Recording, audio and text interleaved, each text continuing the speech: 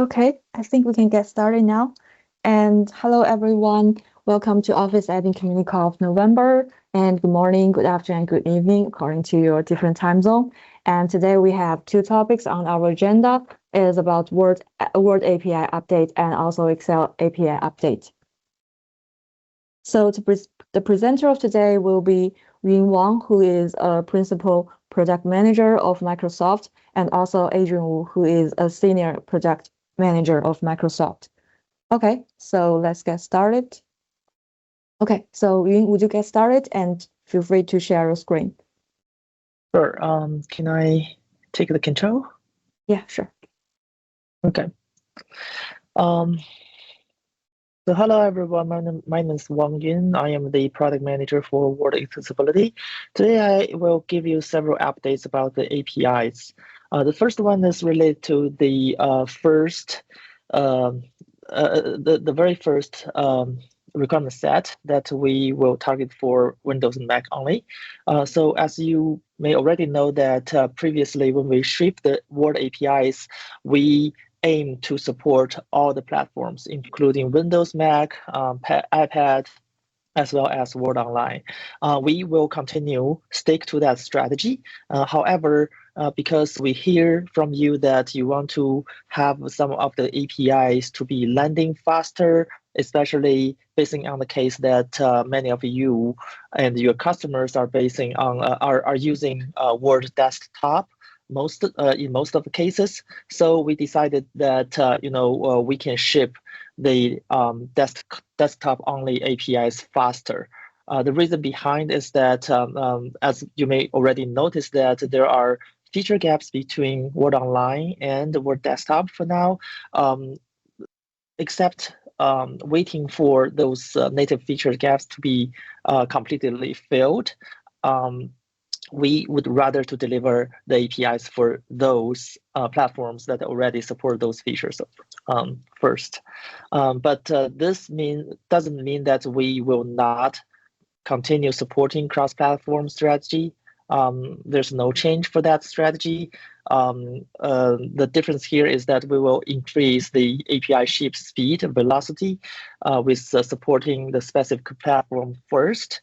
And then, after the feature gaps are fulfilled between the different platforms for native Word app, then we'll move the those desktop only APIs to the cross-platform requirement sets. So right now, you can use runtime check for the requirement set. So in your JS code, you can do a Word API desktop 1.1 as example here to code your specific logic for desktop. And next page. So this is the details for the things we have delivered for the first desktop only requirement set. The first group of APIs are related to style and formatting. Specifically, we are moving those preview APIs into production for list and table styles. So later on, I'll give you an example, but normally I hear from partners that the use case is that you want to import the styles from a specific template or specific file and add those styles into your current working document. So I'll have a demo later on. And also we will support compare document from a specific path. So this one actually sits in the preview requirement set for a while, and now we release it as a production API for desktop environments. Later on, we will also support compare document from base 64 format, but that will be a future enhancement. We also add support for showcode capability. And next, I will play a demo here. I will not play this video. I would rather do a live demo, but let me share my screen.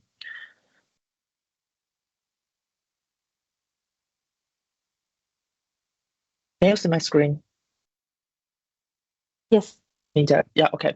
So In this demo, I will go through a workflow that we start from a template, and this template actually contains different customized styles. So in this file, you can see that we have list styles here. So if you go to the list, and you can see we actually have two customized style over here, and also we have customized paragraph styles listing in the gallery here. And we also have one table here so that you can see it fits in the table style gallery.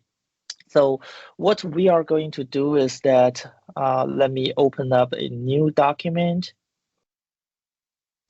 And I will open up my lovely tool, Script Lab. So here, the workflow is that we are going to import the base64 format of the file I just showed, containing different customized styles. So we will use like retrieve API to get all the customized styles, and the result will be in JSON format, which gives you a flexibility to operate that JSON format and add and you can have your user to select and choose which customized style to add into your current document. And then we can import the styles from that JSON format and add those styles into your current document. The important thing here is that we now support the list and the table, right? So for example, we can apply list style from a specific style name, and then we actually can put that style into the current range. So I can do a demonstration of that. So I can run the code here. So firstly, I'll do a select. So I'll find my template file from here, and then I will do a import all styles.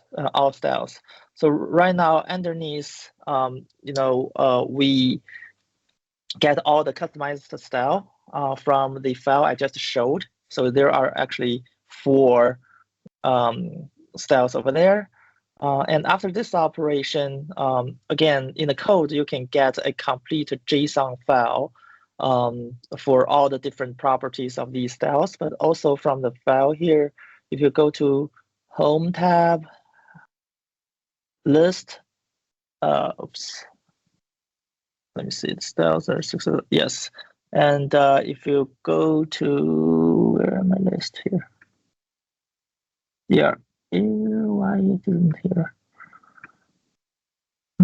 Oh yeah, you can see that because we just imported, like for example, that customized paragraph style, it actually listed in here. And if we want to try one, for example, I want to say test table style. Let's work, and I can actually apply a table style into my document. So, and actually this table style is also sits in the table gallery here.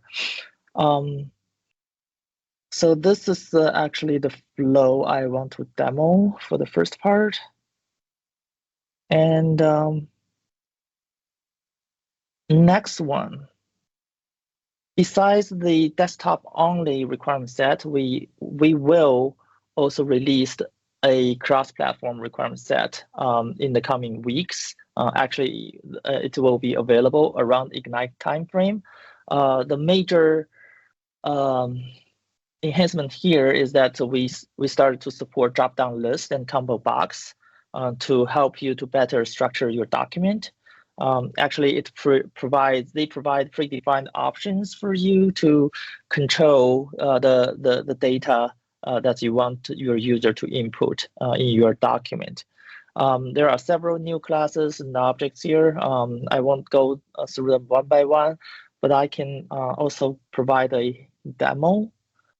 through my online capability. So this is my Word Online, right? So in the code here, you can see that we actually, let me go back. So in the samples, if you do a search, today you actually can find the combo box content control sample and also drop-down list.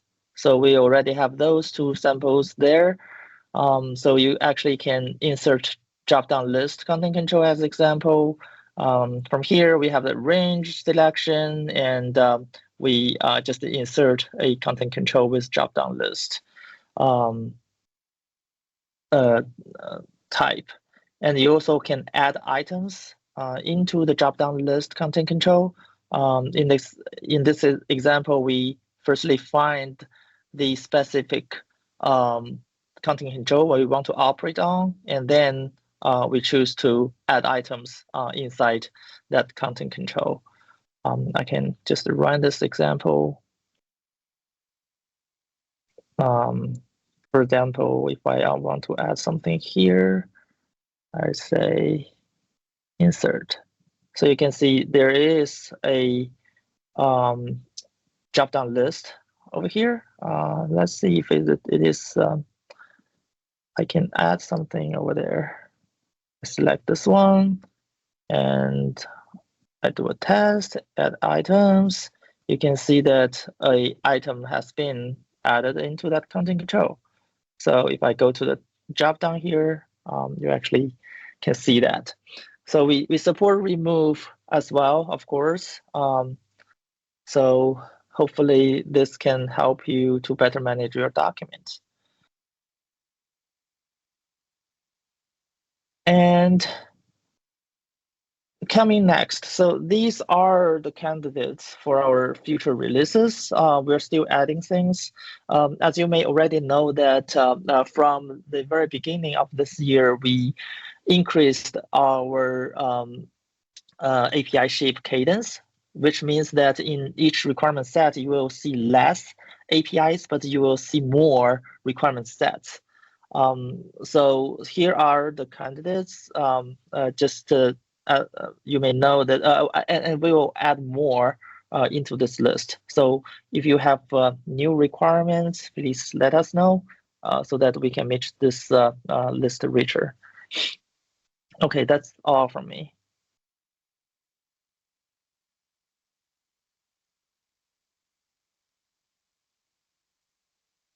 Mingjia, Okay. next. Yeah.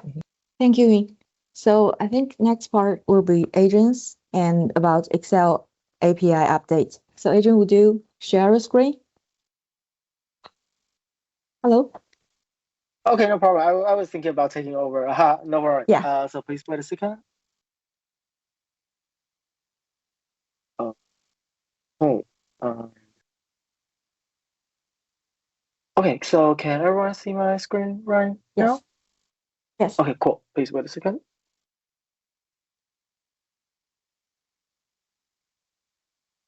Okay, so right now we have we're going to share with you like some of the latest update regarding to Excel. So hello everyone, my name is Adrian Wu, and I'm the senior product manager working on the Excel side. So this time we prepare like several UI related improvement. I personally feel like quite excited, and I would like to share with this occasion. So first of all is the custom function inline description. So there's always a problem that we heard quite often. Like for example, like let's take this as example. There's actually some website and some books sharing with users how to write VLOOKUP, right? So we sometimes will use like, do you know how to write VLOOKUP to understand like how's like that guy's Excel skills? But what if it comes to custom function? This is a problem that we have heard quite a lot.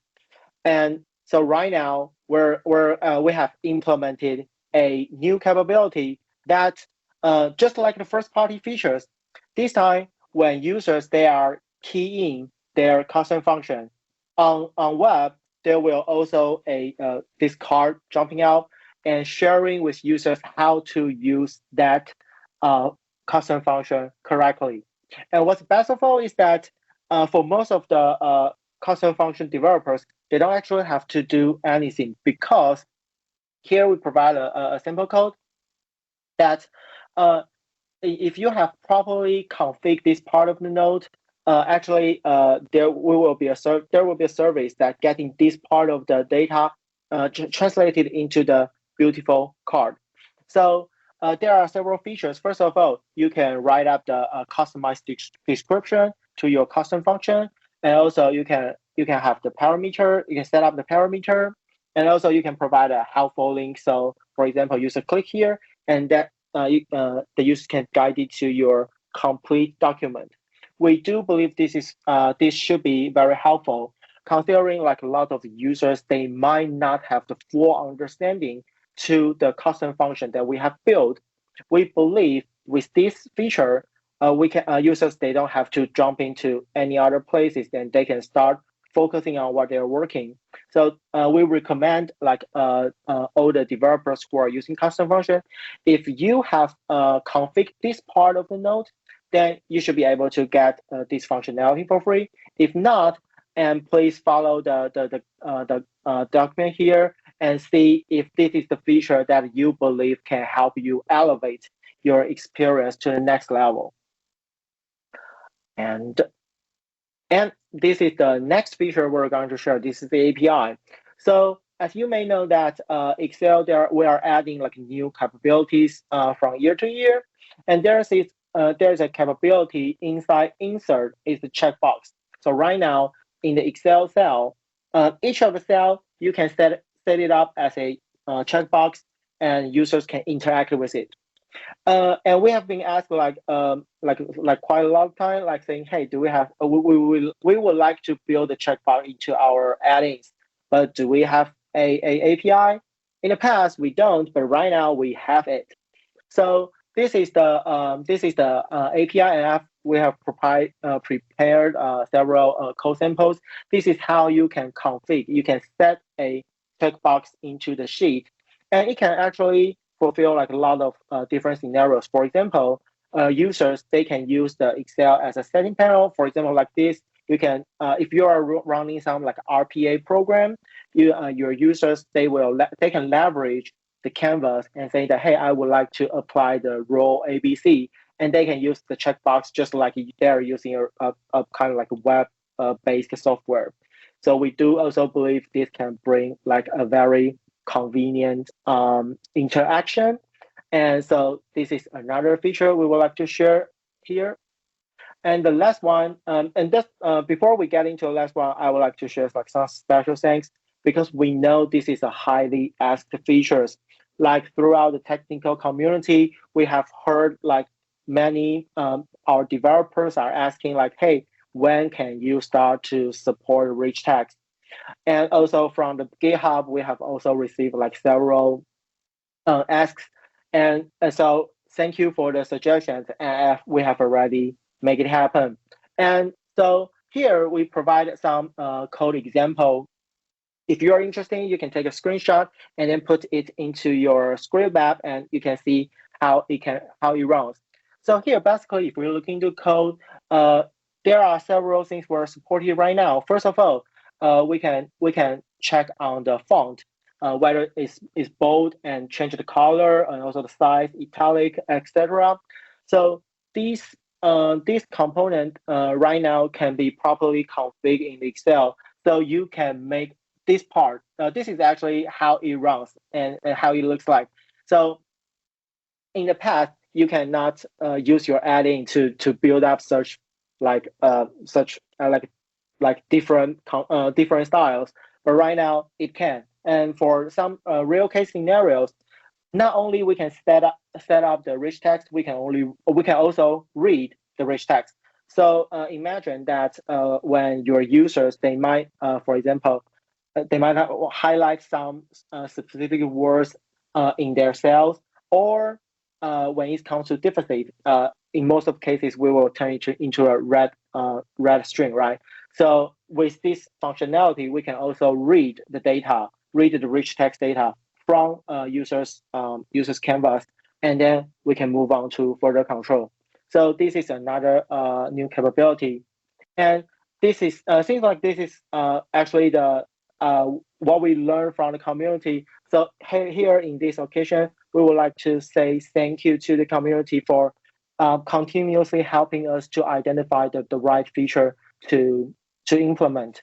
And I also put the link here. So in the future, if you come up with some like feature request that you feel like this is important and Microsoft should work on this, please help us to vote on our community forum. And with the and if you don't have like any ideas, you can also browse there and see and vote for the community so that we can better identify like which feature is very important to all of the users, and we can probably prioritize and make this happen.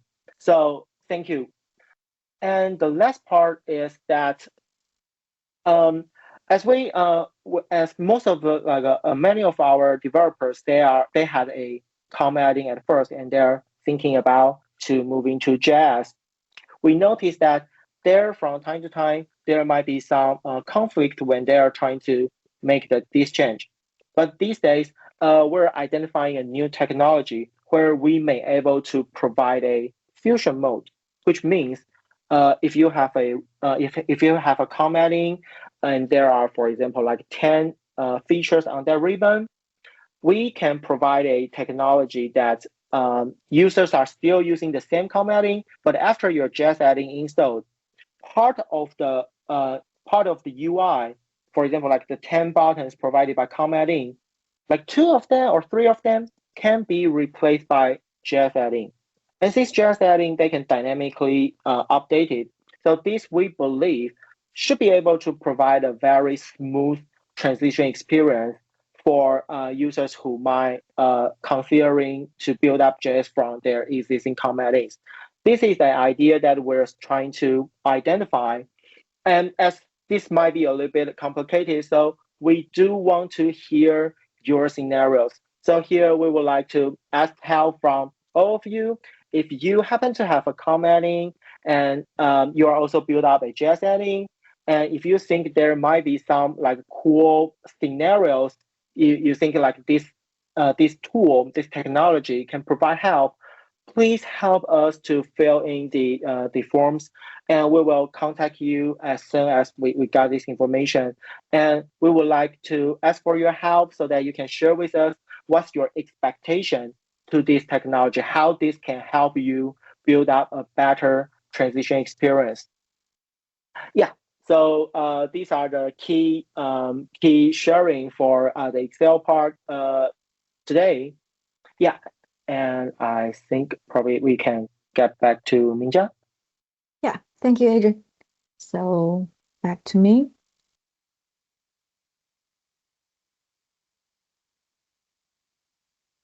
All right, so I think that is like the 2 sections of sharings of today's call. And next step, we'll go into the Q&A session. And we have several questions for today, and I'm going through it one by one. And the first question is about we deploy Office Excel JavaScript-based add-ins using the integrated app section in the admin center.